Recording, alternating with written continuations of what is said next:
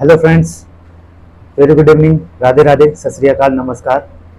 आशा करता हूँ आप सभी काफ़ी अच्छे होंगे और मैं शिशिर रोज की तरह स्वागत करता हूँ आपके अपने यूट्यूब चैनल शिशिर की पाठशाला में। तो जैसा कि मैं आप सभी के सामने प्रस्तुत हूँ कुछ इम्पोर्टेंट न्यूज़ और आपके जो भी डाउट्स हैं, बिहार टीआरई बिहार शिक्षक भर्ती जो 6 फेज की वैकेंसी सभी आई थी रिसेंटली में, उसके एग्ज़ाम्स हुए हैं और रिजल्ट अवेटिंग है। कई सारे मामले हैं, बहुत सारे डाउट्स हैं आप सभी को, तो बहुत सारे कमेंट्स आ रहे थे आपकी तरफ से। तो अगर अंत तक आप यह वीडियो देखते हैं तो आपके सारे डाउट्स इस वीडियो के माध्यम से क्लियर हो जाएंगे। तो सबसे पहले मैं बात करता हूं कि रिजल्ट में देरी क्यों हो रही है, तो इस पे चर्चा कर लेते हैं। तो चर्चा करेंगे इस पे, कुछ मुद्दों पे चर्चा करेंगे और जैसे 43x36 क्या है, ठीक है, जो अभी ट्वीट के माध्यम से वहां के चेयरमैन ने दिया है, अभी ट्वीट के माध्यम से जानकारी दी है। और बात करेंगे कि कट ऑफ क्या होगी, एक्सपेक्टेड कट ऑफ क्या होगी, कौन कौन से डॉक्यूमेंट्स लगेंगे, डॉक्यूमेंट्स का डेट आ गई है, ठीक है, वेरिफिकेशन के लिए। तो इन सब पे हम विस्तृत चर्चा करेंगे। बस आप इस वीडियो में लास्ट तक बने रहिए, आपके सारे डाउट्स क्लियर हो जाएंगे। तो बात करते हैं रिजल्ट की। तो जैसा कि एस यू नो दैट कि 25 से 26 तारीख को एग्जाम हो जाता है आपका, ठीक है, 25 से 26 तारीख आपका एग्जाम हो जाता है और बोला जाता है कि सितंबर लास्ट तक हम रिजल्ट दे देंगे। कब तक? सितंबर लास्ट तक। वहीं बात करें तो अब पेज फंस जाती है, ठीक है, एग्जाम भी हो जाता है और रिजल्ट की बारी आती है। तो तभी से बिहार सरकार के दिमाग में एक ख्याल आता है और एक बात आती है, और कहीं ना कहीं बीएड के स्टूडेंट्स के दिमाग में एक ख्याल आती है। मैं इससे पहले आपको बोल दूं कि ना मैं बीएड के खिलाफ हूं, ना मैं बीटीसी या डीएलएड के पक्ष में हूं। जो बात करूंगा निष्पक्ष बात करूंगा और एकदम जो फैक्ट है उस पर बात करूंगा। बाकी आपको अच्छा लगे बुरा लगे वो आप समझिए, ठीक है। तो बात आती है फिर बिहार सरकार के दिमाग में आती है, पता नहीं पॉलिटिकल एजेंडा है या जो भी एजेंडा हो, ठीक है। तो इस मामले को लेके, इस भर्ती को लेके वो पहुंच जाती है पटना हाई कोर्ट, और पटना हाई कोर्ट में याचिका दायर करती है, एसपीएल दाखिल करती है कि पीआरटी का जो रिजल्ट है उसमें बीएड वाले को भी शामिल किया जाए। तो यहीं से मामला लेट होता जा रहा है, धीरे धीरे लेट होता जा रहा है, ठीक है। तो वहां से पटना हाई कोर्ट से मामला सीधा वापिस किया जाता है, वहां से डिस्पोज किया जाता है, तो सीधा ये सुप्रीम कोर्ट पर पहुंचते हैं। तो सुप्रीम कोर्ट से भी ये केस को डिस्पोज ऑफ किया जाता है। लेकिन अब जब सारे मामले क्लियर हैं माय डियर फ्रेंड्स, तो हमें ये नहीं समझ में आ रहा है कि बिहार शिक्षा सेवा आयोग या बिहार की जो सरकार है वो चाहते क्या है, रिजल्ट क्यों नहीं दे रहे हैं। अगर आप पीआरटी और बीएड का मामला जो चल रहा है, बीटीसी वर्सेस बीएड का मामला, आप पीआरटी का होल्ड करके आप बीएड का रिजल्ट, जो 9th to 12th के रिजल्ट है उनके रिजल्ट को जारी करिए। आप ओएमआर सीट दे देते हो, आप डॉक्यूमेंट वेरिफिकेशन की डेट दे देते हो, अभी रिजल्ट का पता ही नहीं है। तो ये सारी चीजें बहुत सारी पैनिक कर रही हैं स्टूडेंट्स को। लगभग 2 से 3 लाख बच्चों को ये पैनिक कर रही हैं जिन्होंने एग्जाम दिया था। तो इसमें आप देख रहे होंगे कि अभी तक 9 से 12th तक का जो रिजल्ट है वो नहीं आया है। कक्षा 9, 10, 11, 12 वालों जो भी एग्जाम दिए थे इनके लिए, जो भी टीचर बनने के लिए, अभी तक वो रिजल्ट नहीं आया। तो ये बात हो गई। और आगे की बात करें तो इशू क्या आ रही है भाई, अगर पीआरटी को होल्ड कर दीजिए, अगर बीएड वर्सेस बीटीसी का मामला कोर्ट में चल रहा है। मैं एक चीज और क्लियर कर दूं, आज भी मामला था कोर्ट में जो कि आज सुनवाई हुई, तो सीधा कोर्ट वहां पे ये कहा गया कि ये जो मामला है वो जो 11 तारीख के बेंच ने सुनाया था, अनिरुद्ध बोस ने, उनके पास ट्रांसफर किया जाता है अगली सुनवाई तक। तो सीधा शिफ्ट हो गया है और कुछ नहीं हुआ है आज इस केस में, ठीक है। तो डेट और आगे बढ़ेगी। तो अब फाइनल आंसर की मांगा जा रहा है वो भी आप नहीं दे रहे हैं, प्रोविजनल आंसर की देके। ओएमआर सीट बढ़ा दे रहे हैं आप, ठीक है, ओएमआर डेट की सीट बढ़ा दे रहे हैं आप। ओएमआर में इतनी गलतियां हैं, नोटिस दे दें, कम से कम एटलीस्ट नोटिस दे दें कि हाँ हम अभी तक रिजल्ट जारी करेंगे, एक डेट दे दें, एटलीस्ट बच्चे पैनिक ना हो, जो जिनके दिमाग में बहुत सारे क्वेश्चन चल रहे हैं, बहुत सारे डाउट्स चल रहे हैं। तो अब अगर ऐसे ही डिले करेंगे तब से उधर आचार संहिता आ जाएगी, तो बहुत सारे मामले हैं, आप वैकेंसीज को रोक देंगे और ऐसे ही स्टूडेंट्स पैनिक होते रहेंगे। तो इस पे बात कर लिया मैंने। जब कोर्ट में भी जवाब मिल गया, एनसीटी ने भी अपनी नोटिस दे दी बिहार सरकार को, लेकिन तो भी ये सरकार वही अपनी रवैया अपना रही है भगवान जाने कि ये चाहता क्या है कि रिजल्ट कब दे कब नहीं दे। ठीक है, तो ये मामला हो गया। तो रिजल्ट कोर्ट में है अभी, इसलिए देरी हो रही है इस पे, बीएड वर्सेस बीटीसी। लेकिन ये नहीं समझ में आ रहा है, जब 9 to 12 आप होल्ड कर दीजिए, बीएड बीटीसी वालों को होल्ड कर दीजिए, आप प्राइमरी वाले को होल्ड करके रिजल्ट एटलीस्ट 9, 10, 11, 12 वालों का तो दे दीजिए जो स्टूडेंट्स ने एग्जाम दिया है। लेकिन नहीं, सरकार क्या चाहती है भगवान ही जाने। अब बात करते हैं माय डियर फ्रेंड्स कि कट ऑफ की बात कर लेते हैं। ठीक है, कट ऑफ की बात कर लेते हैं कि कट ऑफ क्या होने वाला है पीआरटी के लिए, जो एक्सपेक्टेड कट ऑफ है उसकी बात कर लेते हैं। तो एक पोल के माध्यम से मैंने कई सारे चैनल्स पे विजिट किए, कई सारे चैनल्स पे रिसर्च की, और पोल के माध्यम से मैं सारे डाटा आपके सामने प्रस्तुत करूंगा। तो देखेंगे इसमें मामला, जैसा कि आपको पता है कि 75% सीट जब तक नहीं बढ़ती तब तक ये वैकेंसी, ये सीट्स को फिल करते रहेंगे या घटाते रहेंगे इसको। ठीक है, कट ऑफ को डिक्रीज करते रहेंगे। ये कहा इन्होंने। तो अब बात कर लेते हैं पीआरटी की कट ऑफ की। तो जैसा कि आपको पता है डीएलएड वाले जो हैं इसमें अभी तक इन है और बीएड वाले बाहर हैं। ठीक है, तो अभी केस चल रहा है उनके ऊपर, तो हम बीएड वाले को बाहर करके ये कट ऑफ बताएंगे आपको। तो जो संभावना है, एक पॉसिबिलिटीज है, एक एक्सपेक्टेशंस है, पोल के माध्यम से मैं वो डाटा कर रहा हूँ। ऐसा नहीं है कि ये रियल डाटा है। अब मैं एग्जैक्टली मतलब आपको सच ही बता रहा हूँ कि यही कट ऑफ जाएगी। On the basis of raw data मैं आपको सभी चीजें कट ऑफ बताने जा रहा हूँ। तो जैसा कि आपको पता है कि मेल्स और फीमेल्स ने मिला के लगभग 3,70,000 स्टूडेंट्स अपीयर हुए थे इस एग्जाम में। कितने? 3,70,000 मेल और फीमेल्स को मिला के। आगे बात करें तो टोटल सीट्स कितनी है? 80,000 सीट्स हैं, लगभग 79,000 कुछ 843 ऐसे कुछ करके सीट है, तो लगभग 80,000 सीट्स है। 50% जो सीट्स है ये फीमेल्स के लिए रिजर्व है। जैसा कि आप लोग जानते हैं कि 50% सीट्स जो हैं वो फीमेल्स के लिए रिजर्व हैं।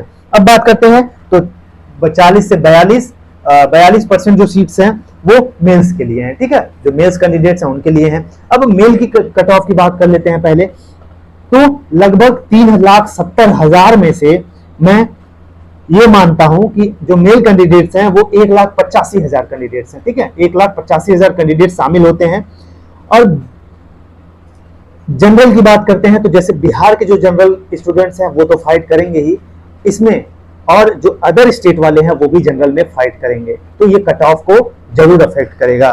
ठीक है, तो मैं कह रहा हूं कि अगर 1,85,000 बच्चों ने एग्जाम दिया है तो क्या 10%, 15% स्टूडेंट्स भी क्या 55 से 60% या 65% नहीं पाए होंगे? एक अनुमानित डाटा करिए आप, क्या इतने भी कम स्टूडेंट्स हैं कि इतने कम पढ़ने वाले हैं? ऐसा नहीं हो सकता, बहुत अच्छे नंबर लोगों ने पाए हैं। तो मानता हूं, एक एग्जांपल लेता हूं, 1,85,000 का लगभग 10% मैं लेता हूं।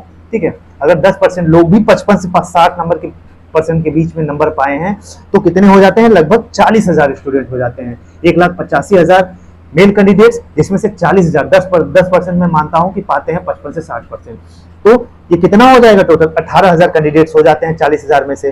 तो कम से कम मैं कह रहा हूं जो जनरल की कट ऑफ है वो 55 से 60 के बीच में, एटलीस्ट अगर प्लस हैं आप 55 से 60 के प्लस हैं, तभी आप मानिए कि आप एक सेफ स्कोर में हैं, एक सेफ प्लेस पे हैं। ठीक है, वहीं अगर 65% मानता हूं तो 65% मिनिमम, कम से कम 5% बच्चे पाए होंगे, 65% से ज्यादा। ठीक है, तो ये 9,000 कैंडिडेट्स टोटल हो जाते हैं। और अब आगे बात करते हैं कि कौन कौन से फैक्टर्स हैं जो कट ऑफ को प्रभावित करते हैं। तो जैसा कि पता है कि ओएमआर सीट देते हैं, उसमें कई गलतियां हैं, 3-4 किसी बच्चों का नंबर घट गया है, किसी का बढ़ गया है, ये सारी चीजें गलतियां हैं ओएमआर सीट में, तो ये भी फैक्टर है जो प्रभावित करेगा रिजल्ट को। वहीं सीटेट का रिजल्ट आता है जिसमें कई सारे स्टूडेंट्स फेल हो जाते हैं जो अपीयरिंग वाले हैं, ये भी कट ऑफ को अफेक्ट करेगी। आगे बात करें तो डीएलएड का रिजल्ट आता है जो अपीयरिंग थे, उसमें भी कई सारे स्टूडेंट्स फेल होते हैं, तो ये भी कट ऑफ को क्या अफेक्ट करेगी। तो अब बात कर लेते हैं, ठीक है, जनरल की जो कट ऑफ होगी वो सेफ स्कोर 55 से 60 के प्लस, 55-60 प्लस, 55 से प्लस या 60 के करीब हैं आप, तभी आप मानिए कि आप सेफ हैं। ईडब्ल्यूएस की मान लेते हैं तो 55 प्लस, अगर आप 55 प्लस नंबर पाते हैं तो आप सेफ स्कोर, सेफ माने जाते हैं। ईबीसी की मान लेते हैं, ईबीसी के कट ऑफ अगर आप 44, 45, 46, 41, 42 ऐसे नंबर पाते हैं तो आप समझिए कि आप सेफ जोन में हो। वहीं बात करें BC2 की बात करते हैं तो 49, लगभग कितना 49 प्लस या -2 कर लीजिए आप, तभी आप मानिए कि आप सेफ जोन में हैं। वहीं SC/ST स्टूडेंट जिनको एटलीस्ट 32% मार्क्स लाने होते हैं, तो ये कैंडिडेट्स को 43, 44, 45 नंबर अगर आप लाते हैं तो आप समझिए सेफ जोन में हैं। ठीक है, अब फीमेल्स की बात कर लेते हैं, ये मेल की बात कर ली मैंने। तो इसमें भी वही सेम है कि अदर स्टेट वाले और बिहार के जो हैं सब जनरल में फाइट करेंगे, जो जनरल वाले हैं जनरल में और अदर स्टेट वाले सीधा डायरेक्ट जनरल में आ जाएंगे। तो ये कट ऑफ को इफेक्ट करेगी। 1,85,000 बच्चे, इसमें भी 40,000 सीट्स रिजर्व हो जाती है। ठीक है, फीमेल्स के लिए। तो 55% इसमें भी मैं मानता हूं कि 55% अगर आप मार्क्स पाई हैं या पाए हैं तो आप सेफ जोन में मानिए अपने आप को। वहीं EBC और BC2 और SC/ST की बात करें तो 44, 45, 44, 45, 48, 47 अगर आप ऐसे नंबर पाए हैं तो आप समझिए कि आप सेफ जोन में ही हैं। ठीक है, तभी सेफ जोन में हैं। अगर इसके नीचे हैं तो आप समझिए मैं हताश नहीं कर रहा हूं, आपको डिमोटिवेट नहीं कर रहा हूं, आगे आने वाली वैकेंसी की प्रिपरेशन करिए आप। तो अब मैं उनकी बात कर लेता हूं जो प्रॉपर बिहार से हैं। ठीक है, जो प्रॉपर बिहार से हैं, ये अदर कैटेगरी के हैं। अगर आप क्वालिफाई हैं तो आप अपना होप रखिए। ठीक है, आप इतने नंबर के आसपास हैं तो आप क्वालिफाई हैं तो आप अपना होप बनाए रखिए। ठीक है, अब ये बात करते हैं अगर 75% सीट नहीं मिली तो क्या करेंगे? 75% क्या कट ऑफ घटाते रहेंगे? इतना भी कट ऑफ नहीं घटाएंगे कि 10 नंबर 20 नंबर वालों को पेपर में शिक्षक बना देंगे। ठीक है, तो एक क्राइटेरिया होता है, एक गरिमा होती है, उसको बनाए रखना है उनको भी।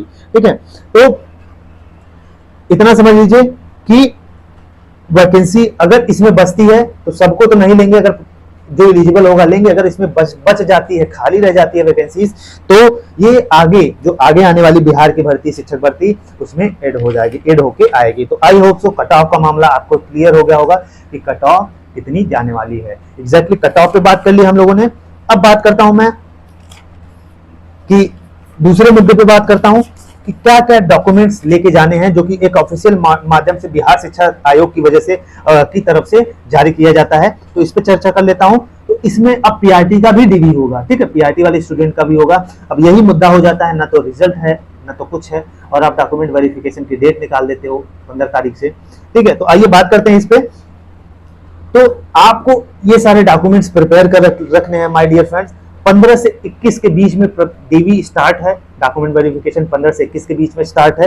वहीं बात करें तो 11, कक्षा 11, कक्षा 10, कक्षा 9, कक्षा 10 का भी ये डॉक्यूमेंट होगा। तो 15 तारीख को किसका किस सब्जेक्ट वालों का डॉक्यूमेंट्स होगा?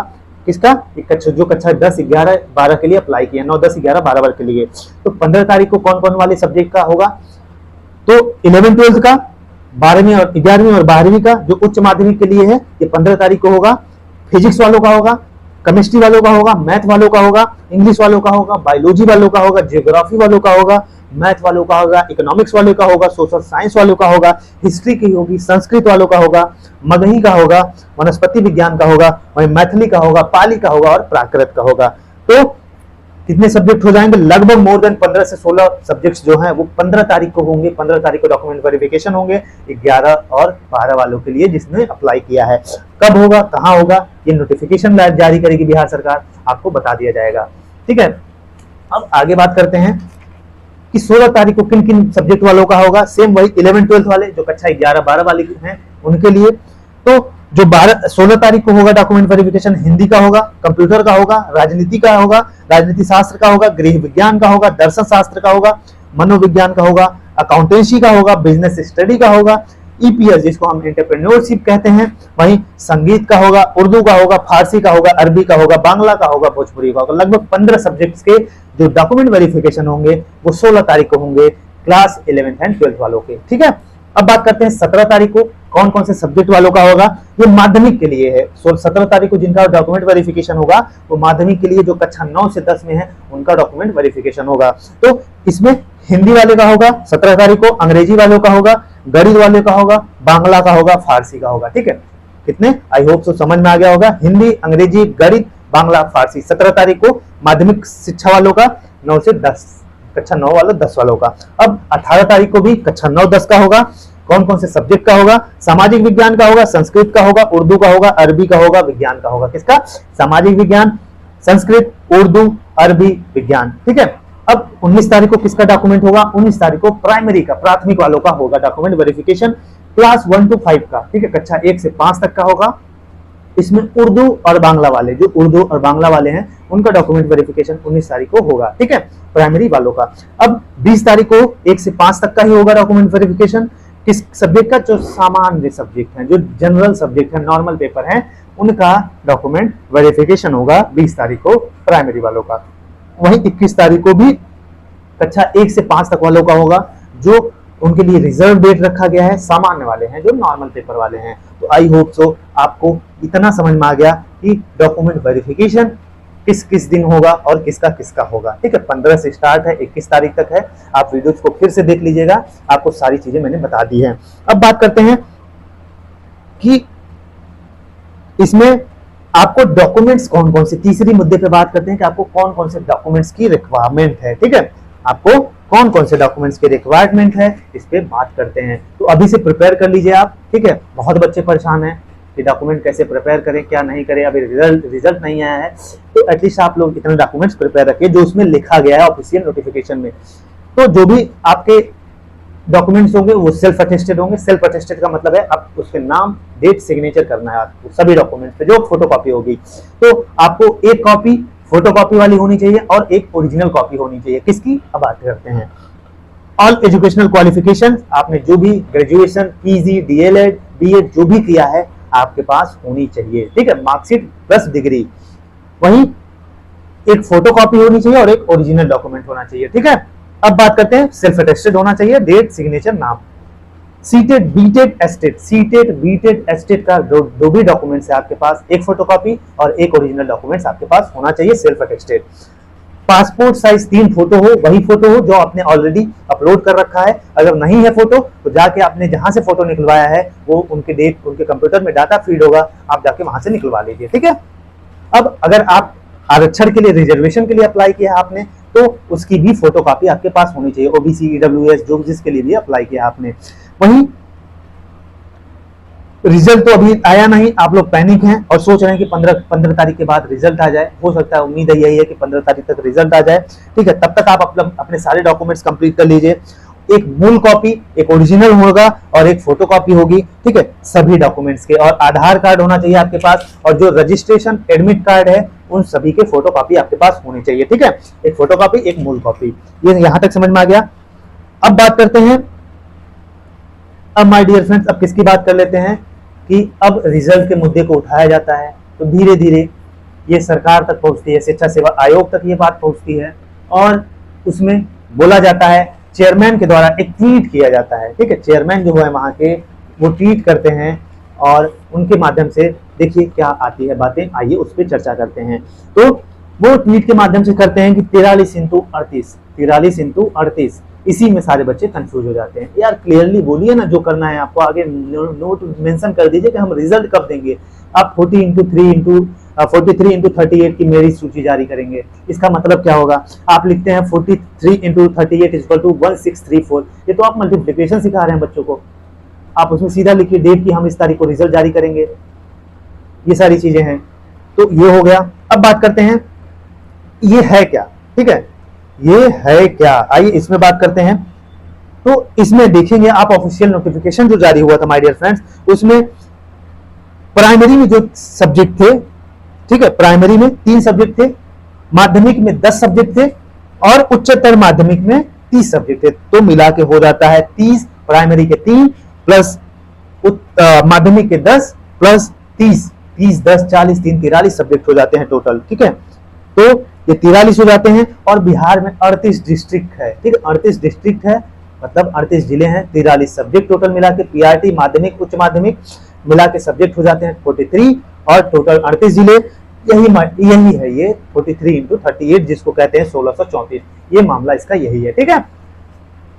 तो अब बात करते हैं कि मामला फंसा है, आज कोर्ट में आज भी सुनवाई हुई है। इस मामले को, केस को शिफ्ट कर दिया गया, कहा गया कि जो 11 तारीख को जिस बेंच ने सुनवाई की थी हम उनको शिफ्ट करते हैं और वही इस मामले पे बात करेंगे आगे। तो यहां तक आपको समझ में आ गया, ठीक है। अब बात करते हैं मेन मुद्दे की, ठीक है, कि आप लोग बहुत परेशान हैं, आप लोगों का बहुत सारे कमेंट्स आ रहे थे, तो मुझसे रहा नहीं गया कि आप लोगों की मदद करनी चाहिए, आप लोगों को बताना चाहिए, आप सभी के डाउट्स क्लियर करने चाहिए, ठीक है। मैंने सारे डाउट्स क्लियर कर दिए, रिजल्ट से लेके डॉक्यूमेंट से रिलेटेड, जो भी सारी चीजें हैं, और जल्दी आपको रिजल्ट देखने को मिलेगा। थोड़ी चीजें डिले हो रही हैं, कोर्ट में मामला चल रहा है तो सुनवाई पे सुनवाई, डेट पे डेट घोषित की जा रही है, यही मामला चल रहा है अभी तक। और रिजल्ट में थोड़ा सा और देरी होगा पीआरटी वालों का। बाकी 9th 10th 11th 12th वाले जो हैं एटलीस्ट बच्चों का उनका रिजल्ट दे दीजिए, इनको होल्ड कर दीजिए जब तक केस का मामला हो रहा है, केस हो रहा है। आप एक भर्ती पूरी नहीं करते हैं, आप दूसरी भर्ती जारी करने की बात करते हैं, ये क्या है? ये कहीं ना कहीं अन्याय है स्टूडेंट के साथ। और बच्चा पैनिक हो रहा है, रोजगार नहीं मिल रहे हैं, तो बहुत सारी चीज़ें हैं, उनको साइकोलॉजिकल दबाव पड़ रहा है और घर से, रिश्तेदारों से, हर जगह से, तो बच्चा कहीं ना कहीं रोजगार मांगता है। और मैं बिहार शिक्षक सेवा चयन आयोग से और बिहार की सरकार से विनम्र निवेदन करता हूं कि जल्द से जल्द इस भर्ती के रिजल्ट को जारी किया जाए और सभी बच्चे के जो बच्चे एलिजिबल हैं उनको ये रोजगार दी जाए, उनको भर्ती तक पहुंचाया जाए और उनको एक बेहतर अवसर प्रदान करके उनकी जिंदगी को बेहतर बनाने की कोशिश की जाए। तो ये सारी चीजें हो गई माय डियर फ्रेंड्स, तो आप परेशान मत होइए, ठीक है। जल्दी रिजल्ट आपको देखने को मिलेगा और आपकी सारी चीजें बहुत क्लियर हो जाएंगी। इस वीडियो में मैंने सारी चीजें आपसे डिस्कस कर ली। कट ऑफ क्या होगी, रिजल्ट में देरी क्यों हो रही है, आपको डॉक्यूमेंट्स कौन से प्रिपेयर करने हैं, 43 × 38 = 1634 है क्या, और आज जो कोर्ट में मामला था उसकी सुनवाई को लेकर मैंने बात कर ली, और रिजल्ट कब तक आएगी, एक्सपेक्टेड डेट क्या है, एक्सपेक्टेड कट ऑफ क्या है, सारी चीजें इसमें डिस्कस कर ली। तो एक वीडियो के माध्यम से मैंने सारी डाउट्स को आपके क्लियर करने की कोशिश की है। अगर वीडियो अच्छा लगे माय डियर फ्रेंड्स, आप इस चैनल को जरूर सब्सक्राइब कर सकते हैं किसी भी टीचिंग एग्जाम्स से रिलेटेड, और डिस्क्रिप्शन लिंक में हमारा टेलीग्राम चैनल दिया गया है, आप हमारे टेलीग्राम चैनल से जुड़ सकते हैं। सारे ऑफिशियल नोटिफिकेशन, सारे news and information related to teaching, whether it is related to any state, any district, I will provide you, ठीक है। मैं सारे नोटिफिकेशन, सारे ऑफिशियल चीजें, सारी जानकारी जो टीचिंग से रिलेटेड है, चाहे सुपर टेट हो, चाहे टेट हो, चाहे जेबीटी हो, चाहे जो भी हो, ये सारी चीजें मैं आपको प्रोवाइड करूंगा। तो अगर आपको कंटेंट अच्छा लगा, आपके डाउट्स क्लियर हो गए होंगे, तो अपना प्यार जरूर दीजिएगा, चैनल को शेयर, लाइक, सब्सक्राइब जरूर करिएगा। आई होप सो कि आपके सारे डाउट्स इस वीडियो के माध्यम से क्लियर हो गए होंगे। तो चलिए इस वीडियो में यहीं तक, बाकी हंसते रहिए, मुस्कुराते रहिए, और जो भी स्टूडेंट के कम मार्क्स हैं हताश मत होइएगा माय डियर फ्रेंड्स। अगली वैकेंसी जल्दी आने वाली है, आप उस पर प्रिपेयर करते रहिए, ठीक है। बैठे रहने से लाख गुना अच्छा है कि आप अगली वैकेंसी की प्रिपेयर करिए। पैनिक मत होइए, परेशान मत हो रहिए, पॉजिटिव वे में रहिए, मोटिवेट करते रहिए अपने आप को, और अगली तैयारी की प्रिपरेशन करते रहिए। तो चलिए हंसते रहिए, मुस्कुराते रहिए और अपनी प्रिपरेशन को आगे बढ़ाते रहिए। तब तक के लिए जय हिंद, जय भारत।